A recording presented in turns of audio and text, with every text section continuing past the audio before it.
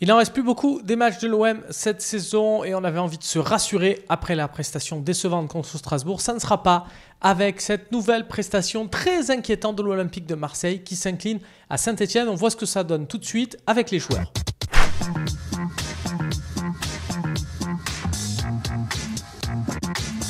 Beaucoup de flops forcément après une telle défaite, mais on va s'attarder sur 3 cas bien précis. On va démarrer avec Léo Balerdi, axe gauche en première période, mais surtout fantomatique sur une passe, une ouverture de caserie à la fin de la première mi-temps. Il coûte le but, c'est pas le premier de la saison, hein, Léo Balerdi, il coûte le but et il rate une grosse occasion en seconde alors qu'il est seul pour mettre une tête au 6 mètres.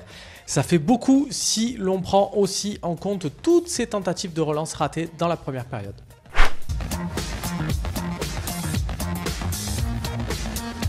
Pour ce match, Douye Chalita s'arrêter axe droit parce qu'il n'est pas assez mobile pour être axe gauche et couvrir Luis Enrique. Quel désaveu déjà pour le Croate, mais qui n'a rien fait pour prendre sa revanche sur le terrain, toujours aussi emprunté.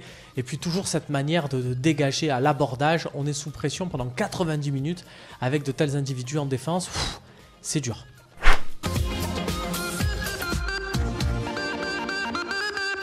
Alors la semaine dernière, Pape Gueye avait quand même une petite excuse parce qu'il avait eu la gastro la veille du match. Là, il n'en a pas vraiment, il était titulaire et encore au niveau de ses passes, c'est pas du tout ça. C'est difficile de se remémorer une passe vers l'avant réussie de Pape Gueye sur cette rencontre. Ça fait un petit moment qu'il est dans le dur, le rock sénégalais, il va falloir se reprendre.